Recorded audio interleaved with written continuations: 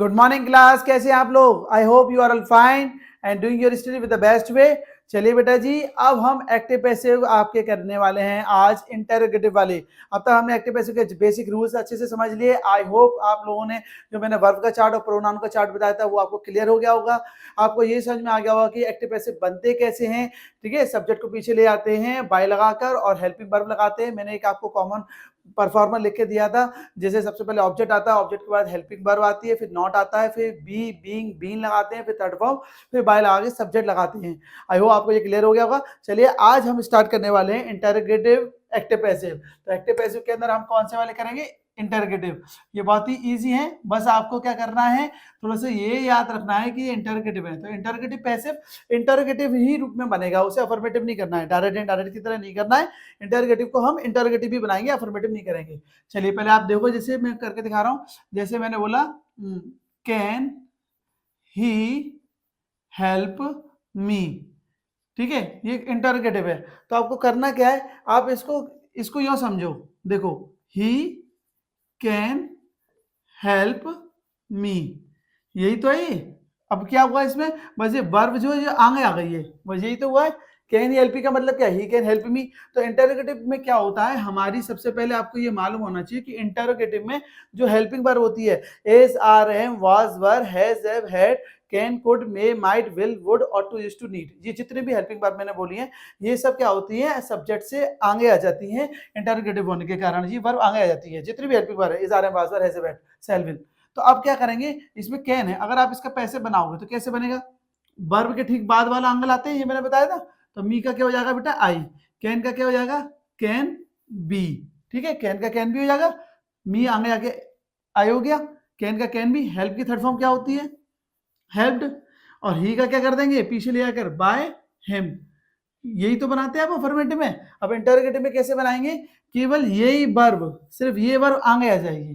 तो इसका पैसिव क्या बनेगा बेटा, ये ध्यान से देखना। जैसे इसका पैसिव ये बना है तो केवल क्या है, ये अफर्मेटिव था तो हेल्पिंग वर्ब पीछे थी। अब इसमें अगर कैन आगे है तो इसमें ये वाला कैन आगे आ जाएगा, तो क्या बनेगा? कैन, फिर ऑब्जेक्ट क्या है आपका? मी, मी का क्या हो जाएगा? आई।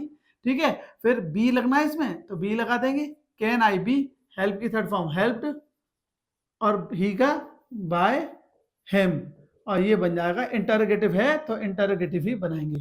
तो सिंपल है, बस आपको ये समझना है बेटा जी कि अगर अफर्मेटिव में वर्ब जो अंदर होती है, अफर्मेटिव में जो वर्ब अंदर होती है उसको हमें इंटरोगेटिव में क्या करना है, आगे लेके आना, तरीका वही रहेगा। ठीक है, तो इसको बनाने का एक नियम है, वो आप लिख लीजिए। सबसे पहले क्या लगाते हैं हम, देखिए इंटरोगेटिव में क्वेश्चन वर्ड नहीं है बेटा यहाँ पर। अगर क्वेश्चन वर्ड होगा तो जैसे कैन ही हेल्प मी, क्या वो मेरी मदद करेगा? तो वैन भी रास्ते, वो मेरी मदद कब करेगा? तो अगर यहाँ पे वैन होता, WHEN, when can he help me, तो क्वेश्चन वर्ड सेम उतरता है। क्वेश्चन वर्ड को हम क्या करते हैं, सेम उतारते हैं। तो इसका नियम क्या है बेटा जी, सबसे पहले तो क्या है, क्वेश्चन वर्ड अगर होगा तो उसको सेम उतारना। ठीक है, उसके बाद सेकंड नंबर पे क्या आएगी, क्वेश्चन वर्ड के बाद हेल्पिंग वर्ब। तो मैं आपके लिए लिख रहा हूँ, हेल्पिंग वर्ब को हम क्या करते हैं, आगे लेके आते हैं, हेल्पिंग वर्ब। ठीक है बेटा जी, उसके बाद क्या करना है, हेल्पिंग वर्ब के बाद जो ऑब्जेक्ट होगा उसको फिर हम आगे लेके आएंगे। ठीक है, तो सबसे पहले क्वेश्चन वर्ड, फिर हेल्पिंग वर्ब, फिर हमारा आएगा ऑब्जेक्ट बेटा। ठीक है, ये ऑब्जेक्ट लगा देंगे। ऑब्जेक्ट के बाद क्या आएगा बेटा, ये हमारा हेल्पिंग वर्ब के साथ जो आती है बी, बीइंग, बीन। तो ऑब्जेक्ट के बाद हम क्या लगाएंगे यहाँ पर, बी या बीइंग या बीन, जो भी होगा वो हम लगा देंगे। ठीक है, प्लस उसके बाद क्या आएगी हमारी, मैंने कहा था बी, बीइंग के बाद थर्ड फॉर्म आती है तो थर्ड फॉर्म आ जाएगी। ठीक है, ये वही वर्ब की थर्ड फॉर्म। और उसके बाद क्या आएगा बताइए, बाय लगाकर सब्जेक्ट को पीछे ले जाते हैं, तो बाय प्लस सब्जेक्ट। तो आई होप आपको ये क्लियर हो गया होगा।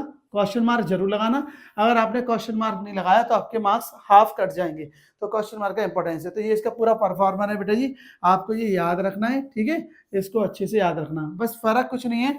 आप अगर ध्यान से देखो तो वही जो अफर्मेटिव में मैंने परफॉर्मर लिखवाया था वही है। वो फर्क क्या है, उसमें क्वेश्चन वर्ड और हेल्पिंग वर्ब ऑब्जेक्ट के बाद थे, उसमें क्वेश्चन वर्ड तो था नहीं क्योंकि अफर्मेटिव था। उसमें क्या था, ऑब्जेक्ट, हेल्पिंग वर्ब, फिर नॉट अगर हो तो यहाँ लग जाएगा, नॉट अगर होगा तो बी से पहले लगेगा ना, और बी बीइंग और third form plus by subject.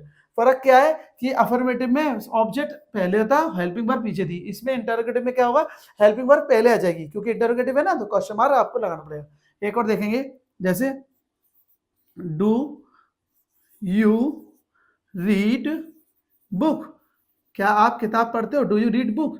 तो आपको क्या करना है, सबसे पहले क्वेश्चन वर्ड तो इसमें है नहीं, तो हमें क्या करना है, हेल्पिंग वर्ब लगानी है। तो हेल्पिंग वर्ब भाई, हेल्पिंग वर्ब के लिए जगह छोड़ दीजिए आप पहले, क्योंकि आपको क्या मालूम कौन सी वर्ब हेल्पिंग लगेगी। वैसे मैं आपको बता दूं, आप लिख लेना कि डू डस को हटा के हम क्या लगाते हैं, इज आर एम, रूल तो आपको मालूम है ना। तो हमें मालूम नहीं हम यहाँ पे इज लगाऊं, आर लगाऊं, एम लगाऊं, तो पहले ऑब्जेक्ट आगे लेके आना पड़ेगा। तो भाई सबसे पहले क्वेश्चन वर्ड है नहीं, हेल्पिंग वर्ब भी हम लगाएंगे, पहले ऑब्जेक्ट आगे लाओ। तो ऑब्जेक्ट क्या है, बुक। लो भाई बुक आगे आ गई, क्योंकि वर्ब की जो बाद होता है वही तो आगे आता है, तो बुक को आगे लिया। अब बुक किसमें क्या लगेगा, इज आर एम, तो लगेगा भाई हमारा इज। ठीक है, तो आप हेल्पिंग वर्ब ऑब्जेक्ट के अकॉर्डिंग तो लगाओगे, तो ये याद रखना, पहले ऑब्जेक्ट देख लेना कि क्या है, फिर हेल्पिंग वर्ब लगाना। बस इतना याद रखना, डू को उठा के क्या लगाते हैं, इज, आर और एम, ये लगता है। और डेड होता तो क्या लगाते, वाज वर, तो वो भी देख लेंगे भी। ठीक है, तो हम क्या लगा, बुक आगे लेके आए बेटा जी, हेल्पिंग वर्ब की क्या आएगा, इज आर एम, तो इज आएगा। फिर हेल्पिंग वर्ब ऑब्जेक्ट आ गया बुक, फिर उसके बाद नॉट है इसमें, नहीं है। फिर बी बिंग में से कुछ आएगा, नहीं आएगा। जब वर्ग की फर्स्ट फॉर्म होती है तो बी बिंग नहीं लगाते, थर्ड फॉर्म लगाएंगे। तो रीड की थर्ड फॉर्म बेटा रीड ही लिखते हैं, बोलते रेड है, ठीक है, लेकिन रीड स्पेलिंग यही होती है। फिर बाय लगाएंगे और यू का कर देंगे हम यू चेंज नहीं होता, यू का यू ही रहता है, क्वेश्चन मार्क का क्वेश्चन मार्क। एक और देखेंगे ऐसी, डिड का देखते हैं हम, डिड ही स्टील मनी, क्या उसने पैसा चुराया, did he steel money, question mark. तो इसको बनाने का तरीका भी वही कि अगर डिड है तो डिड को उठा के हम क्या लगाते हैं, मैं आपके लिए रूल यहाँ लिख दे रहा हूँ, ठीक है ना, आप इसको अच्छे से ऐसे ही नोट कर लेना, ताकि आपको पेपर टाइम पे रिवीजन करते हैं प्रॉब्लम ना हो। ठीक है, तो डिड ही स्टील मनी, तो वर्ब के बाद वाले को आगे लेके आओ, मनी, तो भाई लो भाई मनी हमारा आगे आ गया। ठीक है, अब मनी के संग क्या आएगा, वॉज या वर, वॉज आएगा, तो वाज आप आगे लगा देंगे। ठीक है, वाज मनी। फिर इसके बाद इसमें क्या आएगा बताओ, हेल्पिंग वर्ब के बाद ऑब्जेक्ट लगा दिया आपने मनी, क्या बी बीइंग आएगा, नहीं आएगा, नॉट है नहीं, तो थर्ड फॉर्म। स्टील की third form steal, stole, stolen, तो हमारी ये थर्ड फॉर्म हो गई स्टोलन। ठीक है बेटा, ये तो वाज मनी स्टोलन, ही का क्या कर देंगे, बाय हिम, ही का क्या हो जाएगा बेटा, हिम हो जाएगा, और क्वेश्चन मार्क जरूर लगाएंगे क्योंकि उसके मार्क्स होते हैं। नेक्स्ट देखिए, जैसे is he finding the book, क्या उसे किताब मिल गई, is he finding the book. अब ये भी इंटरोगेटिव है, ठीक है, क्वेश्चन मार्क है। तो कैसे करेंगे, सबसे पहले एज आर एम होता है तो एज आर एम ही लगाते हैं, बस आईएनजी होता है तो बीइंग लगता है, तो इसमें बीइंग लगेगा। ठीक है, बनाने का तरीका वही है। देखो सबसे पहले तो क्या है, ऑब्जेक्ट, वर्ब के बाद वाले को आगे लेके आएंगे, तो पीछे क्या है, द बुक है, द बुक आगे ले आएंगे। ठीक है, द बुक आगे ले आए बेटा जी। अच्छा, बुक के साथ इज आएगा, आर आएगा, एम आएगा, तो भाई इज आएगा। ठीक है, इज द बुक। अब आपको देखो क्या लगाया आपने, हेल्पिंग वर्ब लगाएंगे, ऑब्जेक्ट आपका आ गया, इसमें क्वेश्चन मार्क है, नहीं है, हेल्पिंग वर्ब आपकी आ गई, ऑब्जेक्ट आपका आ गया, अब नॉट है, नहीं है, बीइंग लगाएंगे, बीइंग के बाद थर्ड फॉर्म, फाइंडिंग की थर्ड फॉर्म फाउंड बेटा, फाइंडिंग की थर्ड फॉर्म क्या होती है, फाइंड, फाउंड। ठीक है, और ही का बाय हिम, क्वेश्चन मार्क लगाएंगे। ठीक है, तो आपको बस सिर्फ एक ही रूल समझना है कि अगर इजारा वाज हो रहा है तो बेटा वो ऑब्जेक्ट के हिसाब से लगेगा। जहाँ पे ऐसे मान लो देम होता तो आर हो जाता, देम पीछे होता तो आर हो जाता ना, देम का दे कर दे। तो आइए आपको सब्जेक्ट के हिसाब से देखना पड़ेगा कि दे के संग आर आता है, बुक के संग इज आता है, बाकी आपके रूल सेम ही रहेंगे। और देखते हैं, चलिए क्वेश्चन वर्ड वाला करते हैं। ठीक है, जैसे वाई आर यू फाइटिंग, ये अच्छा है बेटा, why are you fighting with me, why are you fighting with me, question mark. अब देखो बेटा जी, इसमें ऑब्जेक्ट क्या है, मी, इसमें क्वेश्चन वर्ड भी है। तो सबसे पहले क्या करते हैं, क्वेश्चन वर्ड होता है तो क्वेश्चन वर्ड नहीं है तो हेल्पिंग वर्ड लगाते, लेकिन क्वेश्चन वर्ड तो सेम उतार देंगे, तो वाई का वाई उतार दिया। ठीक है, वाई का वाई उतार दिया। उसके बाद क्या आएगा, क्वेश्चन वर्ड के बाद हेल्पिंग वर्ब, हेल्पिंग वर्ब कौन सी लगानी, जगह छोड़ दें क्योंकि अभी हमें मालूम नहीं है। ऑब्जेक्ट आगे आएगा, मी का क्या हो जाएगा, वर्ब के ठीक बाद वाले को आगे लाते हैं। ठीक है, तो फाइटिंग विद पूरी वर्ब है, विद आगे नहीं लेके आना, ये फ्रेजल वर्ब है। जब किसी वर्ब के बाद कोई प्रोपोजिशन आती है तो फ्रेजल वर्ब होती है, उसी के साथ ही रहती है। ठीक है, नीचे फाइटिंग के साथ ही आएगी विद, मी का कर दिया आई, अब आई के साथ एम लगाऊं या आर लगाऊं, तो भाई एम लगाऊंगा। ठीक है, आई के साथ तो एम लगेगा ना, तो हेल्पिंग वर्ब आपको ऑब्जेक्ट के अकॉर्डिंग लगानी है। सबसे पहले क्वेश्चन वर्ड सेम उतारा, फिर आपने क्या लगाया, हेल्पिंग वर्ब, एम लग गई, ऑब्जेक्ट हो गया आई, नॉट है इसमें, नहीं है, बी बीइंग में से कुछ लगेगा, लगेगा क्योंकि यहाँ पर आईएनजी, तो क्या लगेगा, बीइंग। फिर थर्ड फॉर्म, बीइंग के बाद थर्ड फॉर्म कौन सी है, फाइटिंग की थर्ड फॉर्म क्या होती है, बताओ जल्दी से, फाइट, फॉट, FOUGHT। ठीक है, तो ये थर्ड फॉर्म हो गई हमारी। उसके बाद विद मैंने कहा था ऊपर है तो नीचे फाइट के बाद ही आएगा। ठीक है, और फिर यू का क्या कर देंगे हम, बाय यू, क्वेश्चन मार्क। ठीक है बेटा जी, एक और देख लीजिए, how has he done my work, उसने मेरा काम कैसे किया। How has he done my work. अब बेटा जी वर्ब क्या है, डन, इसके बाद वाला आगे आएगा, क्वेश्चन वर्ड पहले सेम उतार दो, हाउ का तो हाउ उतार देंगे बेटा जी, हेल्प माई वर्क आगे आएगा। ठीक है, अब आई होप आपको समझ में आ गया होगा, वर्क के संग क्या लाओगे, हैज लाओगे, हैव लाओगे, तो भाई हैज ही लाएंगे। ठीक है, तो सबसे पहले क्वेश्चन वर्ड, फिर हेल्पिंग वर्ब, फिर ऑब्जेक्ट, नॉट है नहीं, बी बीइंग में से क्या लगेगा, हैज के संग बीन आता है, तो हमने लगा दिया बीन।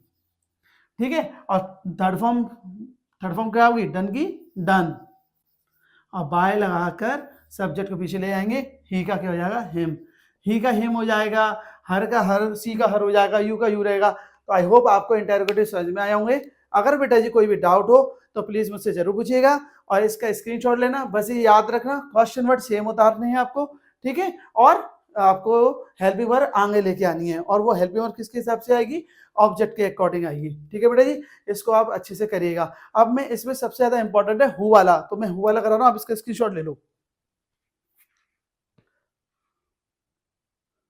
ठीक है बेटा जी, अब इसमें एक इंपॉर्टेंट है, हु का परफॉर्मेंस बिल्कुल अलग होता है, तो हु का मैं इसलिए एक्टिव पैसिव सबसे अलग करा रहा हूँ, और एग्जाम में हु वाला ही ज्यादा आता है। ठीक है, इजी है, बस आप उसको अच्छे से समझिएगा। ठीक है, हु का एक्टिव पैसिव देखिएगा, हु हैज डन दिस, ये बेटा एग्जाम में आ चुका है, हु हैज डन दिस। तो अब ये इंटरगेटिव है, हु एक ऐसा क्वेश्चन वर्ड है, मैंने आपको बताया तो सब्जेक्ट का काम करता है, क्योंकि ये वर्ब से पहले आता है। ठीक है, और इसके साथ आपको कोई और सब्जेक्ट देखने को नहीं मिलेगा। हु मतलब कौन, हु हैज डन दिस, ये किसने किया, तो इसको बनाने का तरीका क्या है, हु को बाय हुम करते हैं, हु का क्या करते हैं बेटा, बाय हुम, याद रखना। जैसे सारे क्वेश्चन वर्ड सेम उतर रहे थे, हाउ का हाउ उतार रहे थे, विद का विद, वाई का वाई, वैन का वैन, देखिए इसमें हु का बाय हुम करते हैं, इसमें बाय पीछे नहीं लगेगा, क्योंकि हु खुद सब्जेक्ट होता है ना, तो सब्जेक्ट को पीछे ले आते थे बाय लगाकर, इसमें बाय आगे लग जाएगा। ठीक है, तो क्योंकि ये क्वेश्चन वर्ड है, तो हु का बाय हुम करेंगे। ठीक है, फिर हेल्पिंग वर्ब लगा दी। ठीक है, फिर ऑब्जेक्ट, वर्ब के बाद क्या है, दिस, तो दिस आगे आ गया। ठीक है, तो दिस के संग तो हैज ही लगेगा। ठीक है, by whom has this, this की जगह कुछ और होता तो हैव भी लग सकता था, तो बाय हुम हैज दिस। फिर थर्ड फॉर्म क्या हुई, डन की डन, अब बाय कुछ है नहीं, सब्जेक्ट तो है ही नहीं यहाँ पर, नहीं तो बाय लगा के पीछे लाते नहीं लाते, इसलिए यहाँ पर बाय शुरू में ही लगा देते हैं, क्वेश्चन मार्क।